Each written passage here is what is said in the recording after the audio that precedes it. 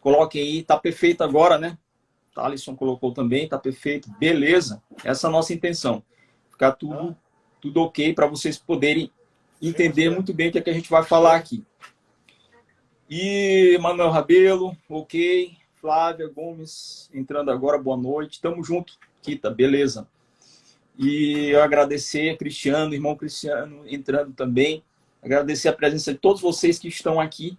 E vou retomar agora o que eu vinha falando, agora o professor entrou. Nós tivemos juntos, ano passado, num evento onde pudemos trazer algumas questões importantes dentro do espectro do estudo da ufologia, dentro do século XXI, dos desafios que nós temos também enquanto interessados por essa pesquisa.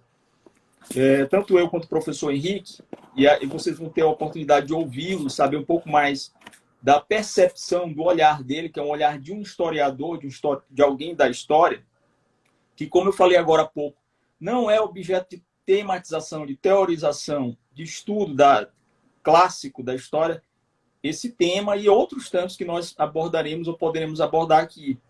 Muito menos da filosofia. Na filosofia, uma obra que foi assim de vanguarda, e que eu posso citar aqui, inclusive se vocês quiserem ler, eu já deixo como sugestão, é a obra Micrômegas, do Voltaire, onde ele coloca lá, pela primeira vez, muito possivelmente na filosofia, a teorização de vida fora da Terra. Isso no século XVIII, por ali. E ele ele escreve Micrômegas com base num suposto diálogo do encontro de seres que vêm de um outro planeta, que são gigantescos, e que chegam e têm um diálogo, ou descobrem ali a pequenez, né, do humano. E então é uma obra interessante porque, em todos os sentidos, a vida fora da Terra não era objeto de estudo, como eu já falei aqui, volto a afirmar, da filosofia. Como nunca foi, na verdade, né? Poucas pessoas se interessam, até porque, e aí eu vou voltar para uma questão que eu sempre me bato em todos os lugares que eu vou, não perco a oportunidade de falar, que é o preconceito que todos aqueles que se interessam pelo tema sofrem por parte da tradição do pensamento científico, que estigmatiza, essa é a palavra correta, tudo aquilo que foge ao padrão do que foi previsto dentro do método científico, dos cânones da ciência, dos princípios basilares de pesquisa, enfim. E, mais do que ninguém, eu não imagino no mundo qual outra área de interesse humano, civil, de curiosidade livre, civil, humana, sofre tanto desprezo e é tão estigmatizado quanto aqueles que interessam-se no tema ufologia, ou vida extraterrena, ou outras tantas modalidades e possibilidades que existem e que se correlacionam nesses estudos. Ou seja, a ufologia, ou o objeto UFO, ou as relações entre o que é da Terra e o que não é, são várias, não se resumem apenas à ufologia. Contudo, a ciência tradicional e todas as suas áreas, em regra, viram as costas e têm uma tendência a isolar tudo que não é desse âmbito e dão um nome, a nomenclatura de pseudociências, que também é uma visão estreita, mesquinha, limitante, e que coloca num lugar de inviabilidade qualquer discurso que não esteja amoldado ao método científico e à linguagem tradicional da ciência. E o que eu falo aqui não é para ir contra a ciência, porque, como eu sempre falo também nas minhas oportunidades de palestrar sobre o tema, nós somos formados dentro desse pensamento. Eu, como formado em Direito, como formado em Filosofia, eu venho dessa mesma lógica. Nós viemos dessa mesma lógica.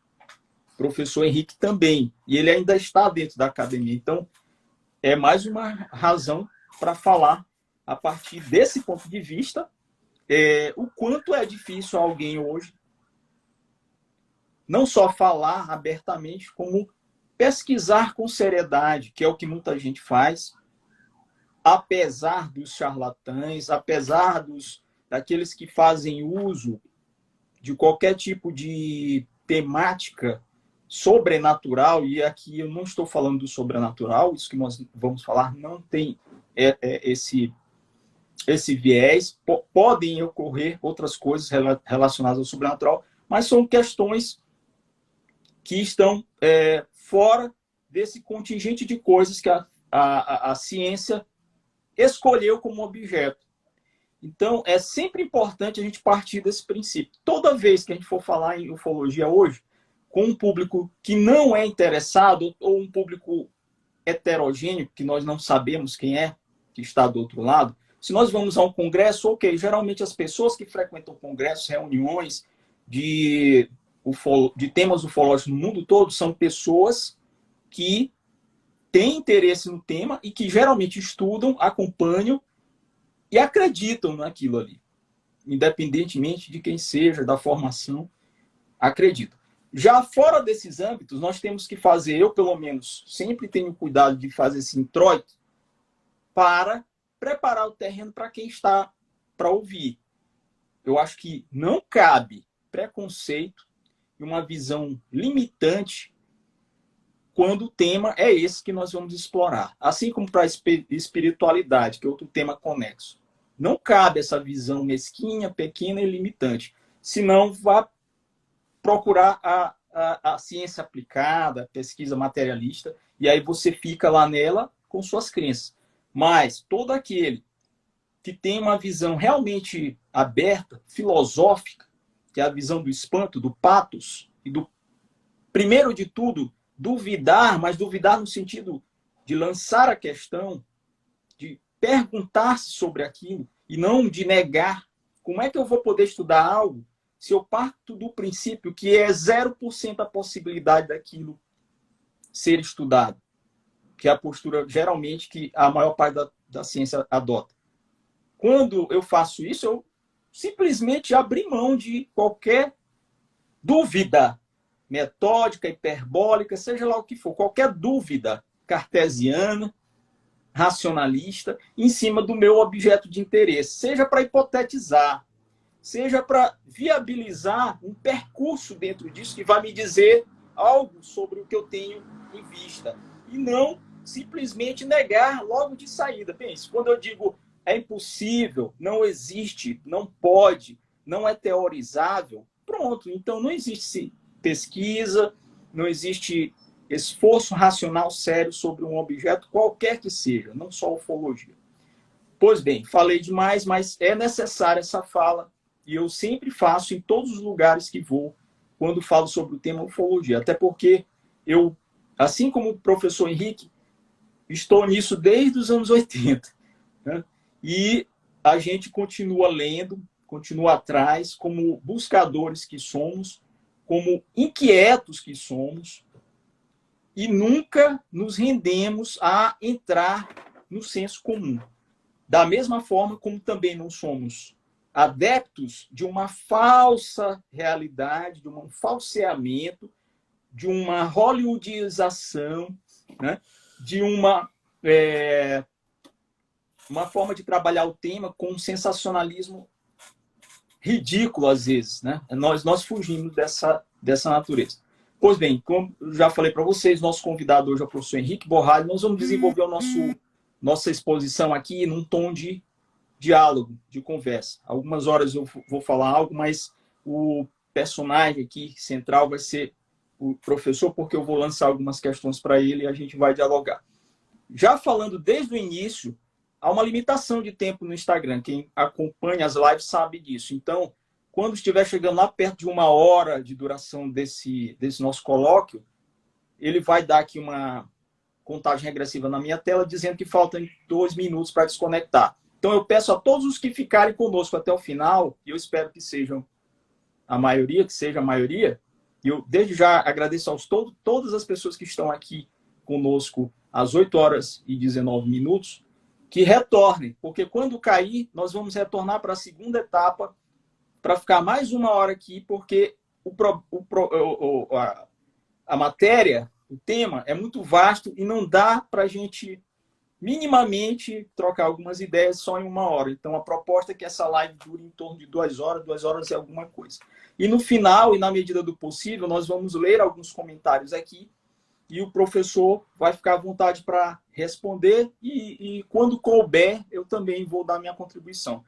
Vocês podem deixar aí suas ideias, suas percepções sobre o que a gente está falando e perguntarem mais alguma coisa que queiram que eu repasse aqui para o professor Henrique Borralho e nós vamos desenrolando aqui essa conversa, ok? Então, essa vai ser a sistemática. Quando cair, nós vamos voltar questão de segundos para pegar a segunda hora de conexão nessa live. Dito isto, então a gente vai partir para lá. Como eu já falei, o tema ufológico é antiquíssimo. E os fenômenos que envolvem a ufologia são mais ainda, né? São de tempos imemoriais. E de um tempo para cá, essa investigação oficial de objetos ou de indícios de vida extraterrena ou intraterrena, seja lá o que for, humana, racional ou não, inteligente ou não, ela vem caindo num outro patamar, ela vem entrando num outro patamar, para dizer a verdade. Para além dos estigmas, para além de todos esses problemas que a ufologia continua a ter na sua cola, nós já temos um processo que remete ou que sinaliza para um outro nível de pesquisa, um outro nível de compreensão e de seriedade, talvez, chegando em mais de 50 anos de existência de pesquisa ufológica, que é mais ou menos o tempo que se estuda seriamente a ufologia. Talvez agora, nesse século XXI, a partir do fenômeno da abertura ufológica, que são os documentos oficiais que passam a chegar para as entidades, sejam elas públicas ou privadas, governamentais ou não, e o interesse maior do público, inclusive do público não especializado, a partir de uma série de programas, de documentários, de um certo acesso na TV aberta e outro maior na TV por assinatura, esse tema, essa questão e tudo aquilo que está correlacionado a ela parece nos sinalizar um tempo novo. E é sobre esse tempo novo, sobre essas questões que a gente também vai falar aqui. Agora eu vou começar a lançar algumas perguntas para o nosso convidado, que é o professor Henrique. Professor Henrique, boa noite, muito obrigado por estar aqui com a gente. E eu queria que você começasse falando para os nossos, para a nossa audiência aqui, quando foi que surgiu o seu interesse pelos temas ufológicos e depois como foi que surgiu também pela espiritualidade, mas primeiro pela ufologia. Boa noite, professor. Bom, boa noite, Rogério, boa noite a todos. Queria dizer que é um imenso prazer estar aqui falando sobre esse tema, que é um tema que, paralelamente às minhas pesquisas, na verdade, sobre literatura e sobre filosofia, que é o que eu pesquiso, é um assunto que eu também mais estudo. Então, eu tenho duas frentes, né? Uma frente que, na verdade, sobre literatura e filosofia, teoria literária e filosofia, e uma outra frente que é essa frente, digamos, ufológica, embora seja o termo que eu não gosto muito, né? Porque UFO seria a transliteração em inglês de OVNI, né? Objeto voador não identificado, e, na verdade, quem estuda isso, como tu também sabe, é um termo impreciso. Mas, na ausência, na verdade, de uma outra terminologia, acaba sendo um termo muito usado. Eu posso dizer, e assim, eu vou dividir minha fala em 3 blocos, né? O conjunto documental da antiguidade, né? Um pouco do conjunto documental da modernidade e, por fim, né? As informações contemporâneas, mais precisamente do século XX e do século XXI, sobre essa temática. Eu posso te dizer que, detidamente, eu estudo isso mais afinco desde 2015, né? Porque bom, o meu interesse vai desde dos anos 2000, mas eu diria que uma pesquisa sistemática, cotidiana, diária, né? Ela inicia em 2015 e de lá para cá realizei, posso dizer, de 2 viagens para esse fim específico. Eu estive, vou já falar sobre isso, lá na Ilha do Marajó, né, em Valadares, sobre a Operação Prato, que eu vou falar sobre ela, em 2013, mas depois eu retornei em 2017, aí sim, com o objetivo de pesquisar sobre essa temática, e em julho de 2019 eu estive na Chapada dos Guimarães, também com o objetivo de pesquisa, digamos, ufológica, e de fato encontrei muitos relatos. Então, eu posso dizer que, do ponto de vista sistemático, como uma linha de pesquisa, há 5 anos. Ok. Mas antes disso, antes da parte sistemática, qual foi, lembra, você lembra qual foi o primeiro contato com a temática dos OVNIs? A primeira temática foi aos 7 anos, quando eu vi a primeira, digamos, a primeira nave, né?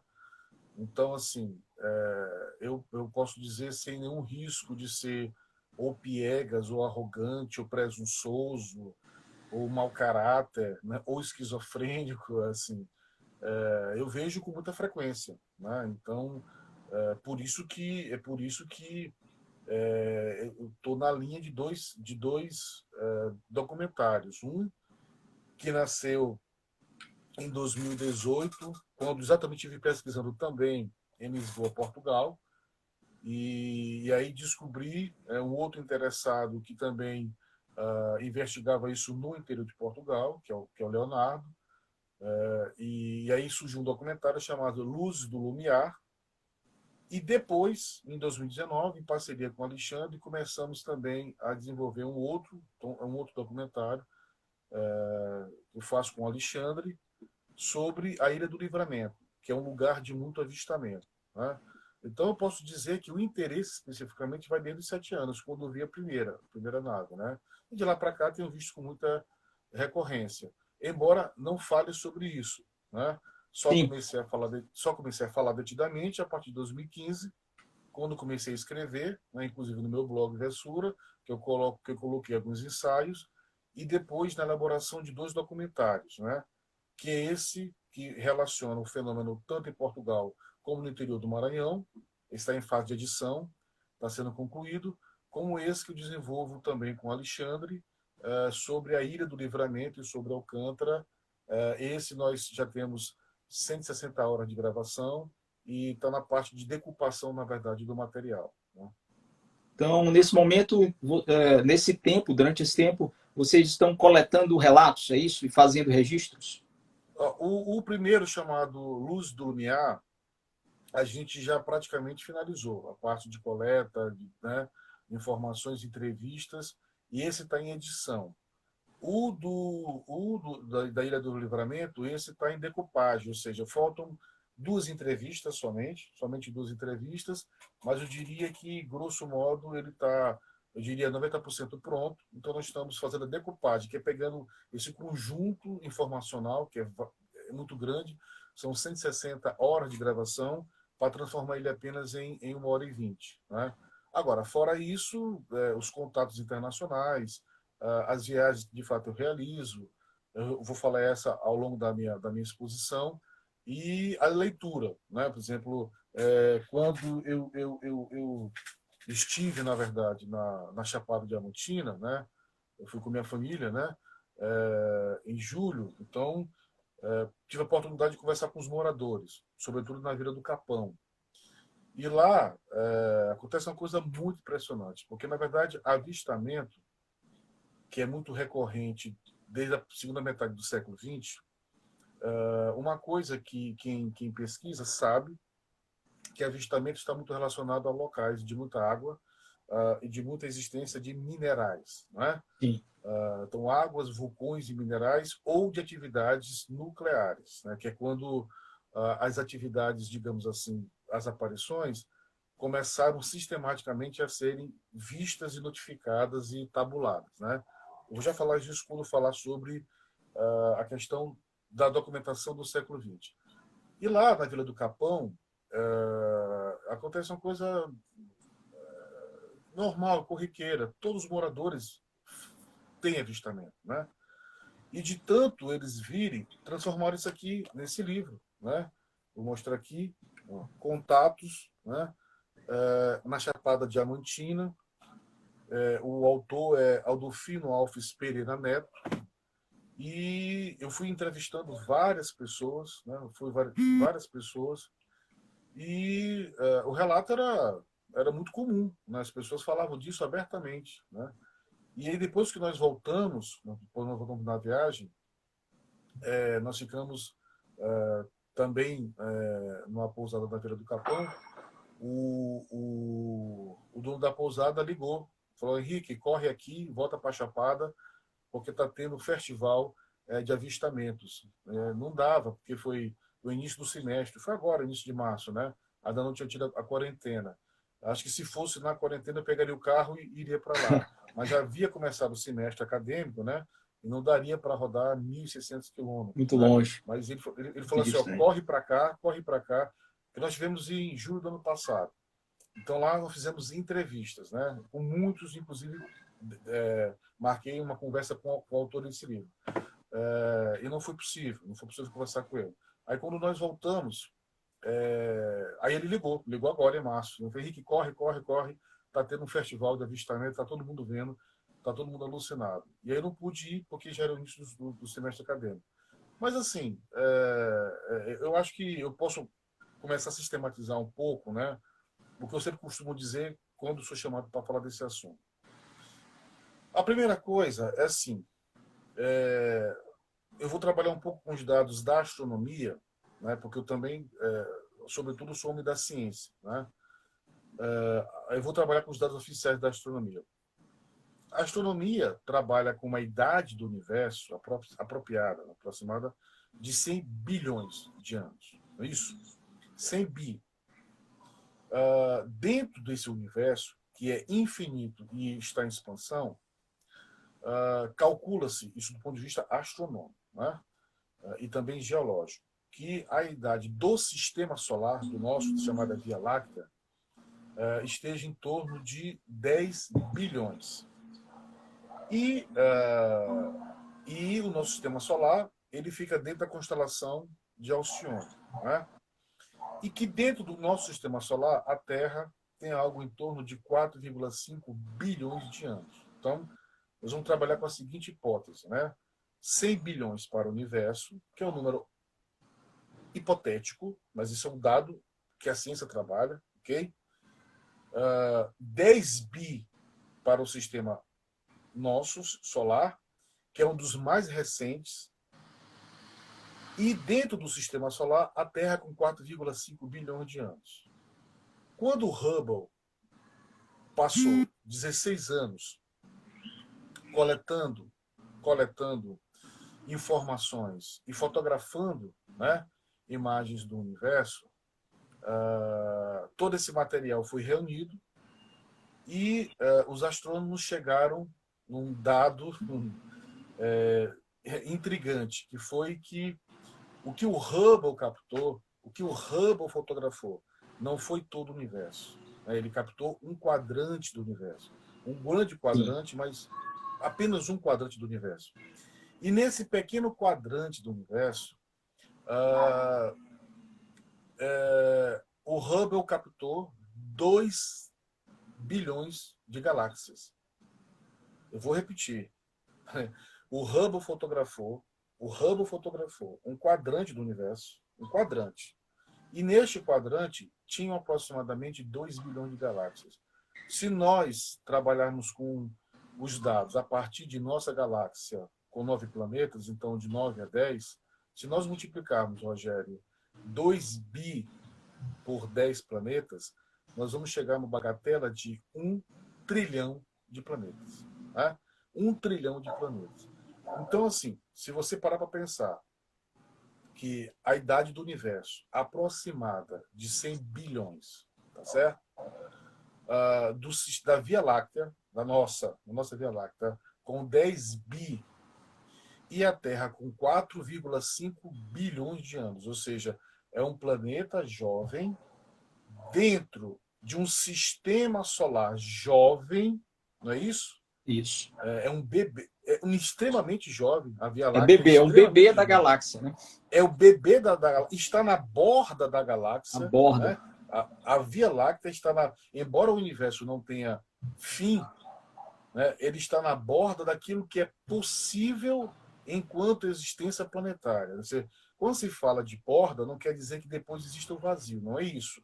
Está se dizendo que dentro das órbitas das galáxias, a Via Láctea está na borda da galáxia. É isso que quer dizer. Né? Então, eu acho muita presunção. Aí já vou começar a falar da antiguidade. Esta presunção de que nós estamos sozinhos no universo é uma produção medieval e moderna, tá certo? Não era aquilo que o conjunto das civilizações apregoavam, em hipótese alguma, vou já começar a falar, né, dessas questões.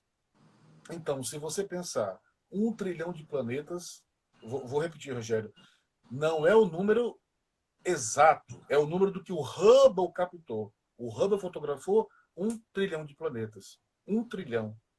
Né? Então, 1 trilhão dentro do universo de 100 bilhões de anos, de um sistema solar de 10 bi, né? Para um planeta que só tem 4,5 bi.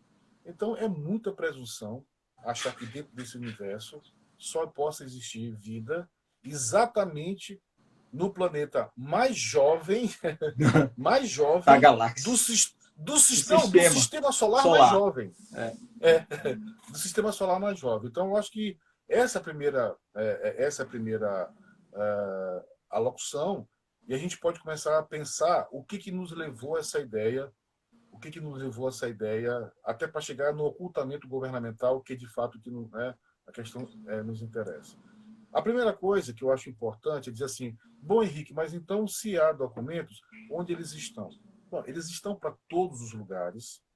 Nós temos, por exemplo, eu vou pensar nas 21 formações piramidais.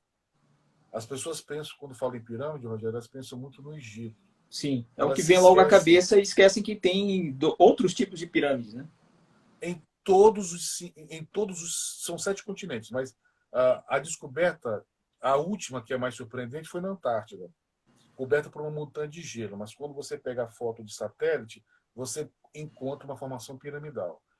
Então, eu acho que a primeira coisa que as pessoas deveriam parar para pensar é como foi possível a formação de 21 formações piramidais Em continentes existentes diferentes, em lugares, não, culturas totalmente não sei, diversas. com exceção, na verdade, da Oceania, e ainda assim há inscrições na Austrália que foram descobertas recentemente, mas com exceção da Oceania, não há um único continente da Terra que não tenha presença piramidal. Né? Desde as civilizações chamadas pré-colombianas, é um termo que eu não gosto muito, mas enfim. É. Astecas mais e incas, as formações escalonadas, passando, claro, pelas conhecidas do Egito, passando pelas pirâmides na Iugoslávia, Romênia, também formação na Itália, até chegar na formação, por exemplo, asiática, bom, e aí de Tailândia, China, e aí o conjunto piramidal é fantástico. E aí, A como outra coisa. o Elpidio falou aqui, que está aqui nos comentários, inclusive no centro do planeta e nos oceanos, né? O Triângulo das Nos Bermudas. oceanos. Um Triângulo das Bermudas, que eu vou já falar sobre ele. A outra coisa são os zigurates. Né? Sim, os zigurates têm As também uma pessoas, estrutura que lembra um pouco a piramidal e que lembra aquelas estruturas incas, astecas e maias, né? não só, mas como também na incrustação da formação dos zigurates, você tem esculturas Anunnakis, ou Sim. seja, e para quem estuda, né, a temática, sobretudo para quem estuda a mitologia suméria, sabe, né, que os Anunnakis, oriundo da constelação de Órion, né, aqueles que se advogam serem os criadores, né, da formação do DNA da cadeia humana. Os zigurates, por exemplo, seriam a primeira exemplificação de um culto, né, de um culto divinatório feito por uma civilização abertamente para seres celestes, já que na mitologia suméria, por exemplo, existem referências para o deus Enki, para o deus Marduk, né? E, Sim. sobretudo, há uma referência a uma nave espacial chamada Nibiru, né? Então, eu estou falando de 8.000 anos atrás. Ou seja, eu estou falando de sumérios, tá certo? Cuja a expressão arquitetônica ela foi toda ela construída em cima, né, de uma referência direta com seres alados. Por exemplo, e por favor, não, espero que as pessoas não encarem isso como exibicionismo da minha parte, mas enfim, sou um pesquisador, né? Então eu tenho interesse nisso.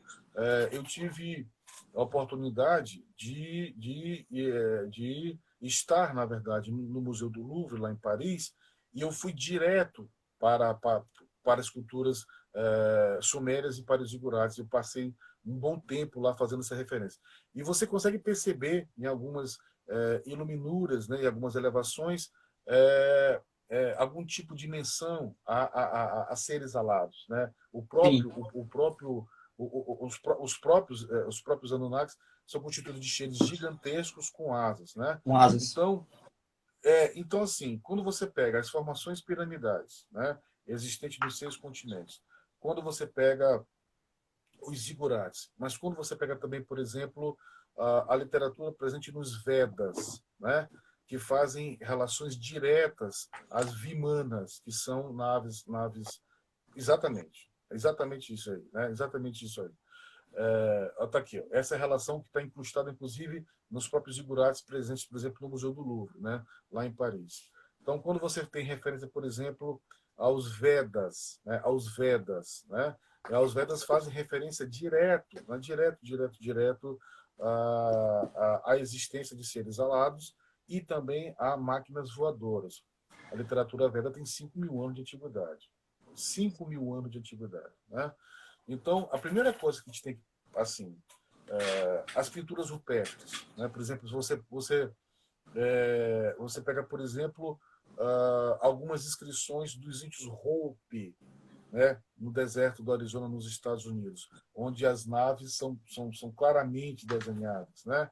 Quando você vai, por exemplo, para os maias, o livro do Chilambalam, quando fala de seres alados que trouxeram eles que queriam levá-lo de volta. Então, assim, Rogério, eu acho que o conjunto, quando você vai, por exemplo, para o sítio arqueológico de Calamacu, no México, onde você tem, inclusive, artefatos, vasos, barros, né? Sim. Sim, com feições alienígenas, que é um termo que eu detesto, mas enfim, alienígenas. E por último, uma nave de pedra, exatamente, né?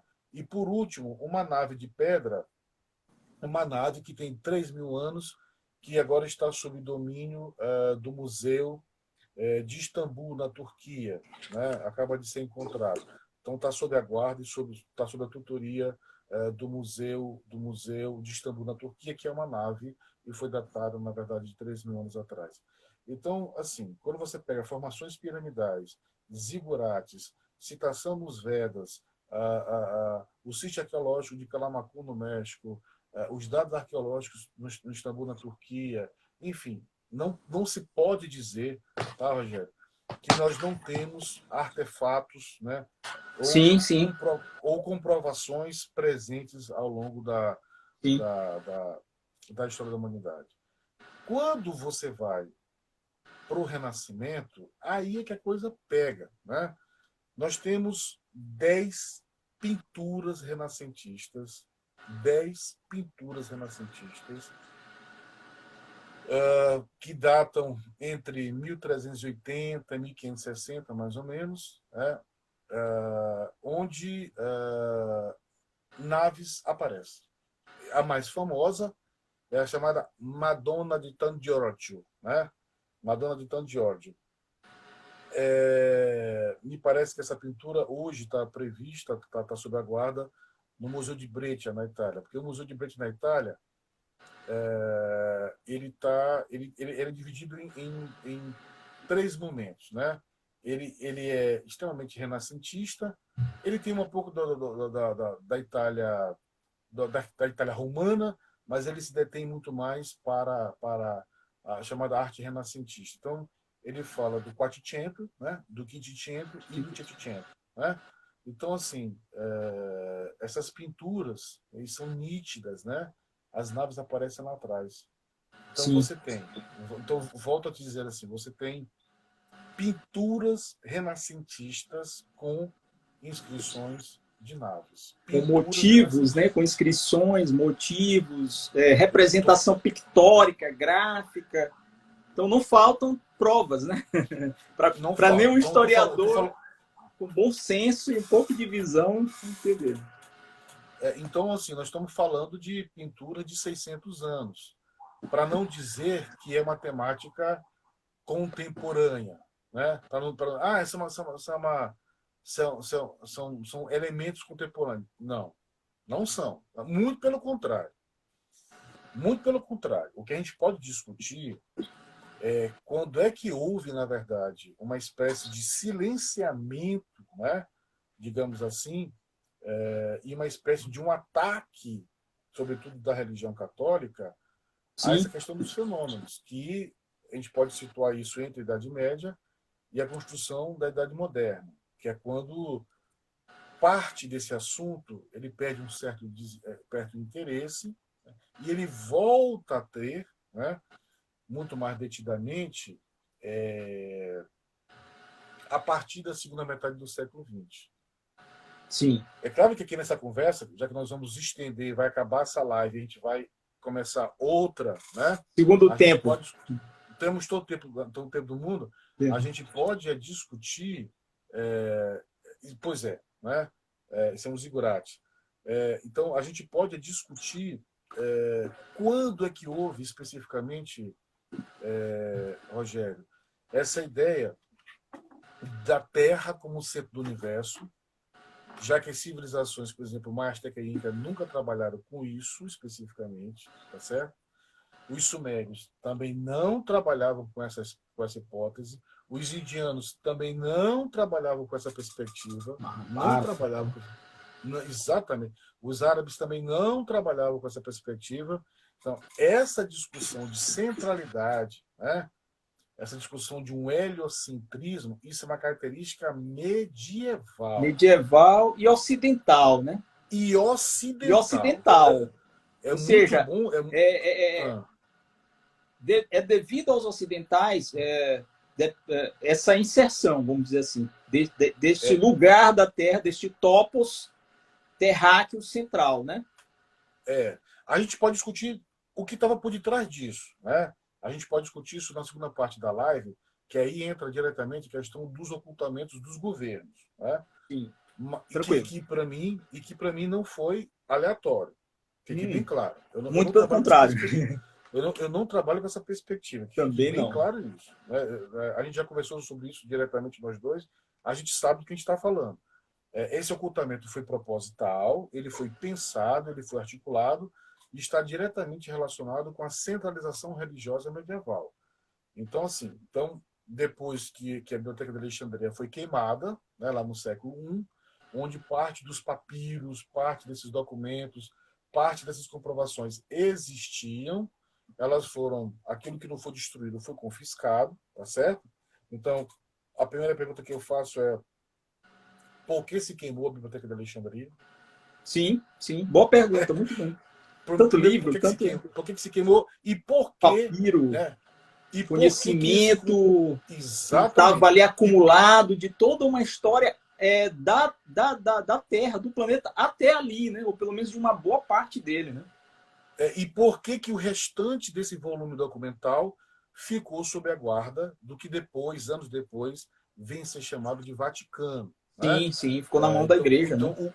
Exatamente. Esse conjunto documental dos papiros, dos artefatos, dos objetos que estavam presentes na Biblioteca de Alexandria, né?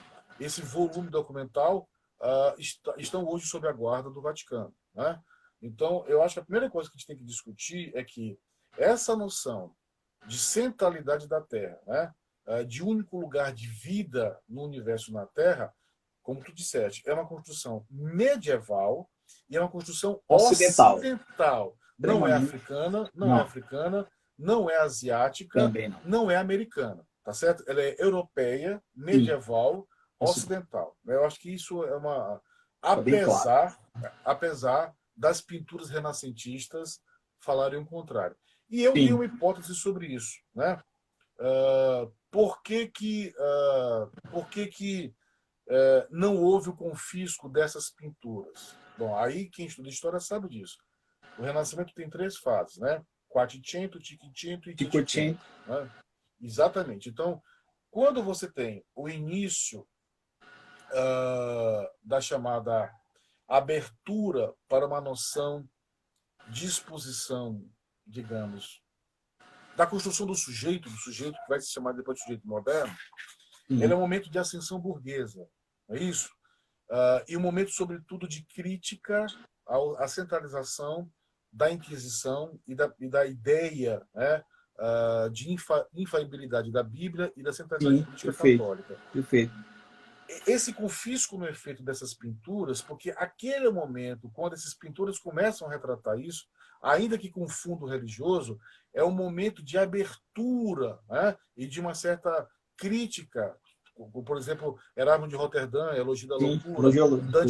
Dante Alighieri, né? Sim, Então, é um momento, na verdade, que você começa a ter um pensamento, digamos, racional, filosófico, de crítica, né? Alguém está colocando a questão de Galileu, né? isso, Galileu perfeito. e Galileu que está colocando E é o Copérnico, né? De Revolutionibus. não, O e livro que de na verdade Copérnico. vão ser perseguidos, né? Vão ser perseguidos pela Igreja Todos Católica. dois. E isso daí, Todos dois. Henrique, dá um bom sinal da gravidade da coisa, porque eles só foram Exa perseguidos. Ninguém persegue alguém à toa, né?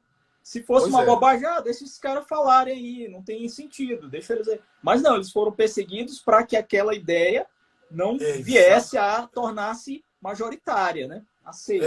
Quando eu dou aula de história, eu gosto muito de falar. Já vou tocar nesse nome aqui, ó. Exatamente, olha essa Ptolomeu. publicidade, Ptolomeu. Vou já falar sobre ele.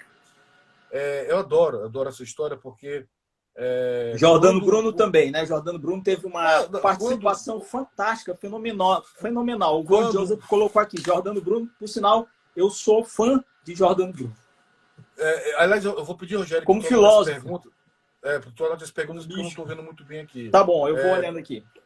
Quando o Colombo, né, inicia o processo de discussão sobre a circunnavegação, porque ele queria, na verdade, chegar às Índias, e ele enfrenta a culpa da Igreja Católica, onde ele se baseia? Ele se baseia nos estudos, como foi citado pelo Tássio, do Ptolomeu, que já falava da circunferência da Terra, né, e que errou, na verdade, o diâmetro da Terra por 1,5 metro. Isso da Grécia Antiga. Né? Então, se você pensar, quer dizer, Colombo, Copérnico, Galileu, já são figuras, né, exponentes posteriores, né? Exatamente, que estão começando a discutir essa noção de centralidade. E de uma ideia de por que a vida na Terra não poderia ser a única. Aí eu acho que a gente pode, que vem a coisa mais densa, polêmica, né? Mais densa, né? Mais densa. Que são as evidências do século XX. Sim, vamos passar agora para essa parte, né? Século XX que a coisa trouxe um boom, né? Vamos dizer assim, Henrique, né? Eu acho que enquanto interessado, estudioso, pesquisador, não de campo, como você é, mas interessado e curioso desses fenômenos, né? Eu vejo o século XX como o grande marco dessas pesquisas. No século XX, deu-se o grande start, né? Deu-se a grande saída, de fato, para tudo aquilo que viria depois. Inclusive, se não fosse o século XX, nós não teríamos pesquisadores indo a campo, como você, como tantos outros mundo afora, arqueólogos, historiadores, antropólogos, enfim, todo tipo de cientista que faz isso. Então, o século XX, para o fenômeno, é decisivo. Né? E por que, Rogério? É assim, porque nós tivemos um marco, que foi a explosão, por isso que entra na parte do ocultamento. É agora que entra o ocultamento. Por que o fenômeno de avistamento em massa data de pós-Segunda Guerra Mundial? porque nós tivemos 2 bombas atômicas, uma em Hiroshima Nagasaki. e a outra em Nagasaki. Né? E aí eu vou falar depois qual é o significado da bomba atômica e por que os avistamentos começaram a efetivamente aparecerem.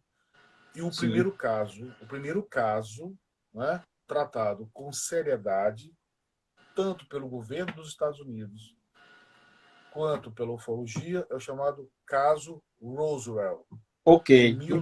em 1947. Perfeito. Né? Então, Henrique, meus amigos, amigas, muito obrigado. Temos 70 pessoas conosco aqui nessa noite, muito agradável, que está só começando. Como eu falei para vocês, o Instagram já me deu aqui a contagem regressiva.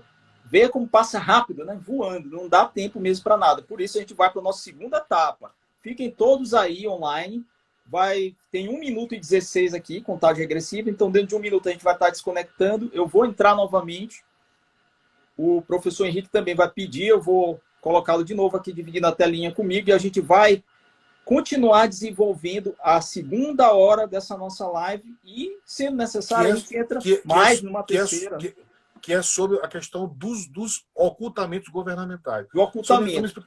Como é que eu faço? Vai desligar? Aí vai desligar aqui, tá? Ele mesmo vai desligar. Todos aqui que estão conosco vão cair, né? Vai sair.